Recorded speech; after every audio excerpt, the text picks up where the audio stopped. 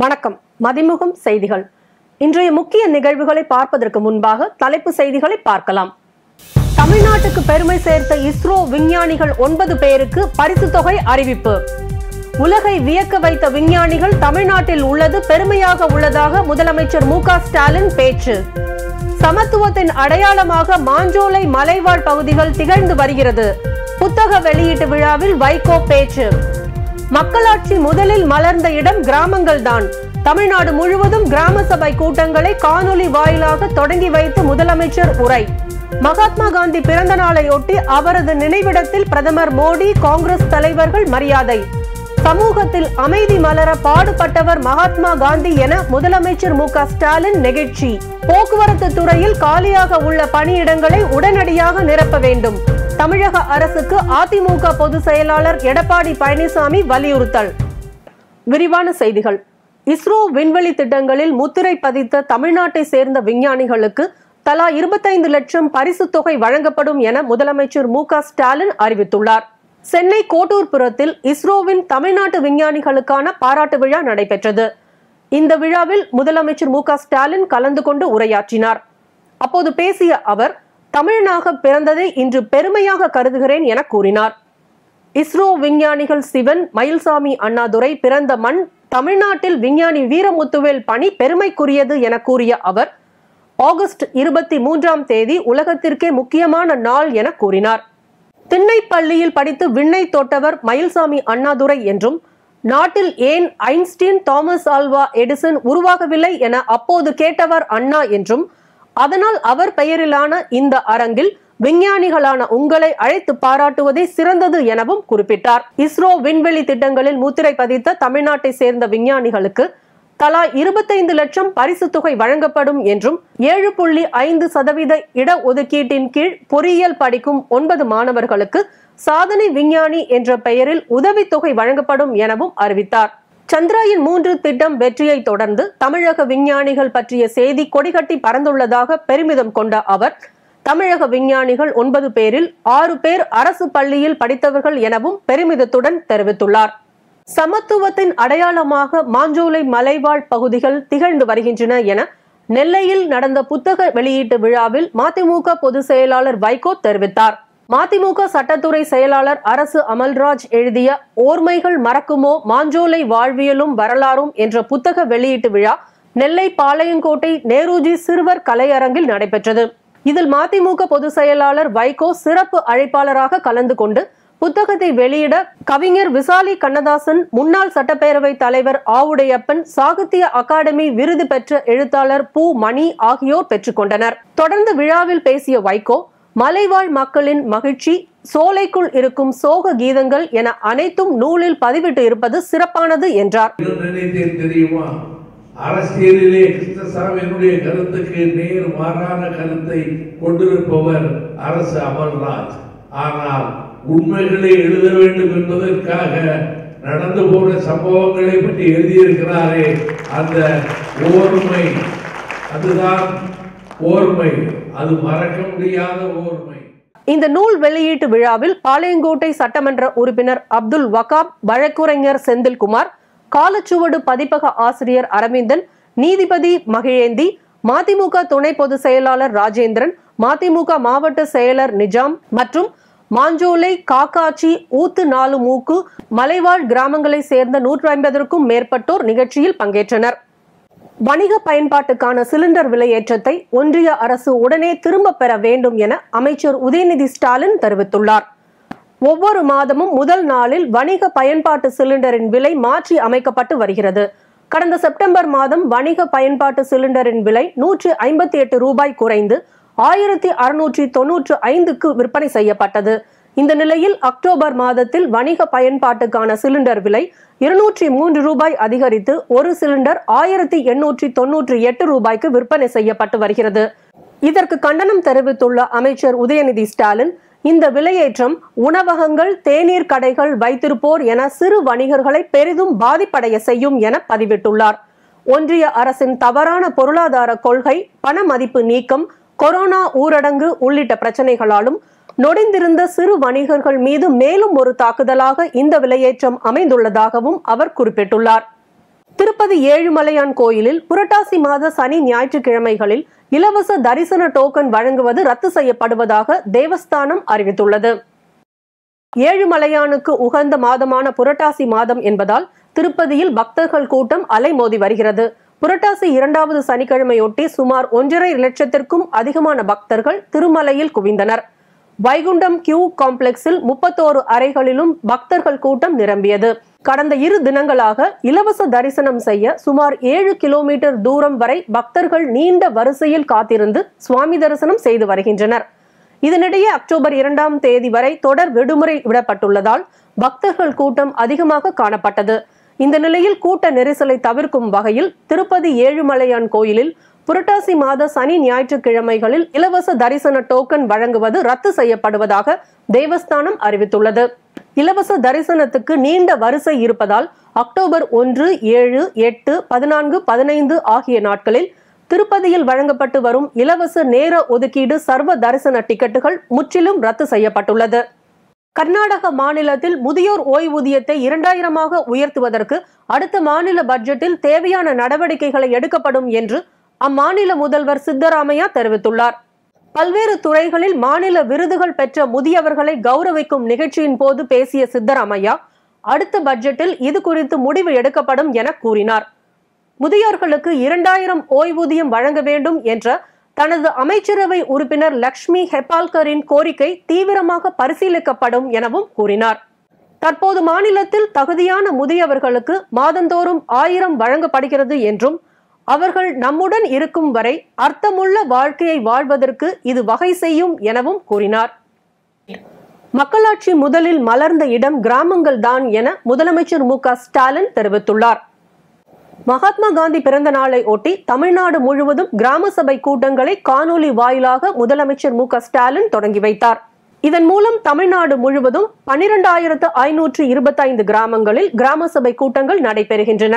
கிராம சபை கூட்டத்திற்கான கருப்பொருளான எல்லாருக்கும் எல்லாம் எனும் மைய கருத்துடன் அரசு செயல்படுத்தும் அனைத்து முன்மாதிரி திட்டங்கள் மூலம் பயன்பெற்றோர் விவரம், கிராம ஊராட்சியின் வரவு செலவு கணக்கு விவரங்கள், ஊராட்சியால் மேற்கொள்ளப்படும் திட்ட பணிகள் மற்றும் அதனால் பயன்பெறும் பயனாளிகள் ஆகியன அடங்கிய கையடக்க விழிப்புணர்வு பிரதிகள் அனைத்து வீடுகளுக்கும் விநியோகிக்கப்பட உள்ளது.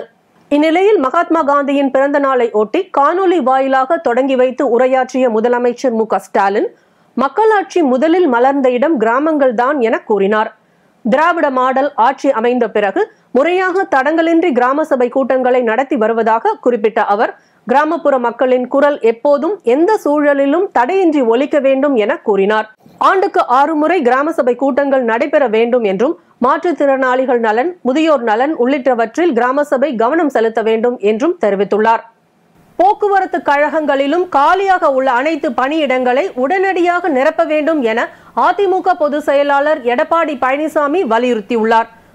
இது தொடர்பாக அவர் வெளியிட்டுள்ள அறிக்கையில் தேர்தலின் போது அளித்த வாக்குறுதிகளை நிறைவேற்ற கோரி போராடும் போக்குவரத்து உள்ளிட்ட அனைத்து அரசு ஊழியர் மற்றும் ஆசிரியர் சங்கங்கள் என்றும் தமிழகத்தில் தினமும் போராட்டங்கள் நடைபெறுவதை பத்திரிகைகளும் ஊடகங்களும் வெளியிட்டு வருவதாகவும் குறிப்பிட்டுள்ளார்.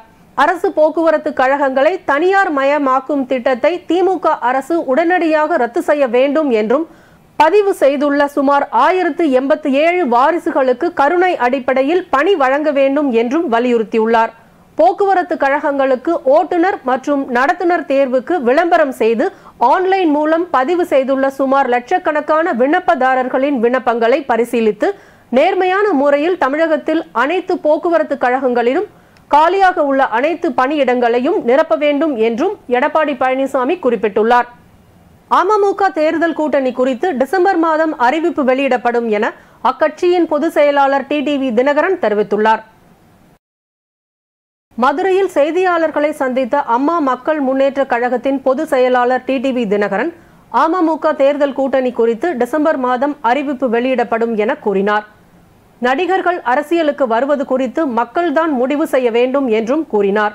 நாடாளுமன்ற தேர்தலை ஓ பன்னீர்செல்வத்துடன் இணைந்து சந்திக்க உள்ளதாக டிடிவி தினகரன் ஏற்கனவே தெரிவித்திருந்தார் என்பது குறிப்பிடத்தக்கது. நாடாளுமன்ற தேர்தலை ஓ பன்னீர்செல்வத்துடன் இணைந்து சந்திக்க உள்ளதாக டிடிவி தினகரன் ஏற்கனவே தெரிவித்திருந்தார் என்பது குறிப்பிடத்தக்கது. அரியலூர் மாவட்டத்தில் தமிழ்நாடு பிற்படுத்தப்பட்டோர் மற்றும் மிகவும் பிற்படுத்தப்பட்டோர் கல்வி விடுதி பணியாளர்களின் மாநில செயற்குழு கூட்டம் நடைபெற்றது. சங்க தலைவர் உலக தமிழ் மணி தலைமையில் நடைபெற்ற இந்நிகழ்வில் மாநில புதிய நிர்வாகிகளாக மாநில தலைவராக வடமலை, மாநில பொதுச் செயலாளராக அழகுகுமார், மாநில பொருளாளராக சிவகுமார் ஆகியோர் ஒருமனதாக தேர்வு செய்யப்பட்டனர். தமிழ்நாட்டில் உள்ள அனைத்து விடுதிகளிலும் உள்ள காலியாக உள்ள சமையலர் பணியிடங்களை போர்க்கால அடிப்படையில் நிரப்பிட வேண்டும். விடுதிகளில் பணிபுரிந்து இறந்து போன பணியாளர்களின் வாரிசுதாரர்களுக்கு கருணை அடிப்படையில் பணி வழங்கிட வேண்டும் போன்ற பல்வேறு கோரிக்கைகளை வலியுறுத்தி தீர்மானங்கள் நிறைவேற்றப்பட்டன. திருவண்ணாமலையில் ஒரு தனியார் நிறுவனம் நடத்திய ஸ்ரீ பார்வதி பரமேஸ்வரன் திருக்கல்யாண வைபவத்தில் 2000க்கும் மேற்பட்ட பெண்கள் கலந்து கொண்டனர். பார்வதி பரமேஸ்வரன் கல்யாண வைபவ தரிசனம் செய்வோருக்கு நவகிரக தோஷ நிவர்த்தி ஆவதுடன் திருமண தடைகளும் விலகும் என்பது நம்பிக்கையாக உள்ள நிலையில் கடந்த 9 ஆண்டுகளாக சென்னையில் நடத்தப்பட்டு வந்த இந்த திருக்கல்யாண வைபவம் இந்த ஆண்டு திருவண்ணாமலையில் நடைபெற்றது. இதில் ஏராளமான பெண்கள் சீர்வரிசை தட்டுகளுடன் பங்கேற்றனர். அலங்கார ரூபத்தில் பார்வதி தேவியும் பரமேஸ்வரனும் எழுந்தருள திருக்கல்யாணத்தை வைத்தியநாத குருக்கள் தலைமையில் சிவாச்சாரியர்கள் நடத்தி வைத்தனர். தொடர்ந்து நூற்றுக்கணக்கான சுமங்கலி பெண்களுக்கு மாங்கல்ய தானமும் பல பெண்கள் தங்களுக்கு விரைவில் திருமணம் நடக்க வேண்டி அம்பாளிடம் பிரார்த்தனை செய்து மாங்கல்யம் பெற்றுக்கொண்டனர். திருவண்ணாமலையில் கூலி தொழிலாளியின் முகத்தை சிதைத்து கொடூர கொலை செய்த மர்ம நபர்களை காவல்துறையினர் தேடி வருகின்றனர். திருவண்ணாமலை வள்ளலார் நகர் பகுதியில் முகம் கொடூரமாக சிதைக்கப்பட்டு ஒரு ஆணின் உடல் இருப்பதை கண்டு அக்கம் பக்கத்தினர் காவல்துறைக்கு தகவல் அளித்தனர். சம்பவ இடத்திற்கு விரைந்து வந்த காவல்துறையினர் உடலை கைப்பற்றி பிரேத பரிசோதனைக்காக திருவண்ணாமலை அரசு மருத்துவக் கல்லூரி மருத்துவமனைக்கு அனுப்பி வைத்து இது குறித்து விசாரணை மேற்கொண்டனர். காவல்துறையினரின் முதல்கட்ட விசாரணையில் முகம் சிதைக்கப்பட்டு கொடூரமாக கொல்லப்பட்டுள்ள நபர் சேத்துப்பட்டு அடுத்த பத்தியவாடி கிராமத்தை சேர்ந்த செல்வகுமார் என்பதும் அவர் கூலி தொழிலாளி என்பதும் தெரிய வந்துள்ளது. கொலை குறித்து காவல்துறையினர் தீவிர விசாரணை மேற்கொண்டு கொலையாளிகளை தீவிரமாக தேடி வருகின்றனர். நள்ளிரவில் நடைபெற்றுள்ள இந்த கொடூர கொலை சம்பவம் அப்பகுதியில் பரபரப்பை ஏற்படுத்தியுள்ளது. செங்கல்பட்டு மாவட்டம் மதுராந்தகம் அருகே உள்ள அச்சிறுபாக்கத்தில் அமைந்துள்ள வரலாற்று சிறப்புமிக்க மழைமலை மாதா தேவாலயத்தில் 55ஆம் ஆண்டு அருள் விழா கொடியேற்றத்துடன் துவங்க உள்ளது. அக்டோபர் 5ஆம் தேதி மாலை கொடியேற்றத்துடன் துவங்கி அக்டோபர் 6ஆம் தேதி திருவுடல் திருவிழா நிகழ்ச்சியும் 7ஆம் தேதி மாலை திருத்தேர் திருவிழா அன்று மின் விளக்குகளுடன் கூடிய மழைமலை மாதா ஊர்வலம் முக்கிய வீதிகளில் மிக சிறப்பாக நடைபெற உள்ளது. நாடாளுமன்ற தேர்தலில் தமிழகம் புதுச்சேரியில் 40 தொகுதிகளிலும் வெற்றி பெறுவோம் என விருதுநகர் பாராளுமன்ற உறுப்பினர் மாணிக்கம் தாக்கூர் தெரிவித்துள்ளார். மதுரையில் செய்தியாளர்களை சந்தித்த பாராளுமன்ற உறுப்பினரும் அகில இந்திய காங்கிரஸ் கமிட்டி பொதுச் செயலாளருமான மாணிக்கம் தாக்கூர் இந்தியா கூட்டணி வலுவாக உள்ளதாக தெரிவித்தார். பாஜக அதிமுக கூட்டணி முழுமையாக முறியவில்லை என தெரிவித்த அவர் அதிமுக பொதுச் செயலாளர் எடப்பாடி இதுவரை மோடி அரசை விமர்சித்தோ மோடியை எதிர்த்தோ ஏதும் பேசவில்லை என்றும் வரும் நாடாளுமன்ற தேர்தலில் 40 தொகுதிகளிலும் வெற்றி பெறும் வாய்ப்புள்ளதாகவும் தெரிவித்தார். காங்கிரஸ் கட்சியை பொறுத்த மட்டிலே இந்தியா கூட்டணி பலமாக இருக்கிறது. இந்தியா கூட்டணியை உருவாக்குவதற்கு அண்ணன் மு.க. ஸ்டாலின் அவர்களுடைய பங்கு என்பது மிகவும் முக்கியமானது. அருமை தலைவர் ராகுல் காந்தி அவர்களும் அருமைக்குரிய அன்னை சோனியா காந்தி அவர்களும் மிகப்பெரிய அன்பை தமிழக முதலமைச்சர் அண்ணன் மு.க. ஸ்டாலின் மேல் வைத்திருக்கிறார்கள். இந்த கூட்டணி கடுமையான நேரத்திலும் இந்த கூட்டணி தொடர்ந்து இருக்கிறது. இந்த நேரத்திலே இந்தியா கூட்டணி மிக பலமான கூட்டணியாக இருக்கிறது. எங்களை பொறுத்த மட்டிலே இந்தியா கூட்டணி தமிழகத்திலே 40க்கு 40 இடங்களில் வெற்றி பெறுவோம். இந்தியாவிலே ஒரு நல்ல ஆட்சி வருகின்ற 2024 அமைக்கப்படும். மோடியும் அமித்ஷாவும் அதானியும் அடித்த கொள்ளைகளை பற்றிய விசாரணை கமிஷனும் அதற்கான தவறுகள் செய்த விஷயத்தையும் கொண்டு வருவது. பாஜகவை பொறுத்த மட்டிலே இன்னும் பாஜகவுக்கும் அதிமுகவுமான உறவு என்பது முழுமையாக முடியவில்லை. ஏனென்றால் இதுவரை அதிமுகவினுடைய பொதுச் செயலாளர் திரு பழனிசாமி அவர்கள் ஒரு வார்த்தை கூட திரு மோடி அவர்களை எதிர்த்தோ மோடி அவர்களுடைய அரசின் செயல்பாடுகளை எதிர்த்தோ அல்லது மத்திய அரசு தொடர்ந்து தமிழகத்திற்கு விளைக்கின்ற துரோகங்களை எதிர்த்தோ ஒரு வார்த்தை கூட அண்ணன் எடப்பாடி பழனிசாமி அவர்கள் பேசவில்லை. அதனால் அவர்களுடைய கள்ள உறவு தொடர்கிறது. அவர்களுடைய அடிமைத்தனம் தொடர்கிறது. விளம்பரத்திற்காக அண்ணாமலை அவர்களுடைய அண்ணாமலை மீது கோபப்பட்டது போல அவர்கள் வெளியிலே அறிக்கை விட்டிருப்பது ஒரு நாடகமாக பார்க்க வேண்டும். இதை சீரியஸாக எடுத்துக்கொள்வது சரியா இருக்கு.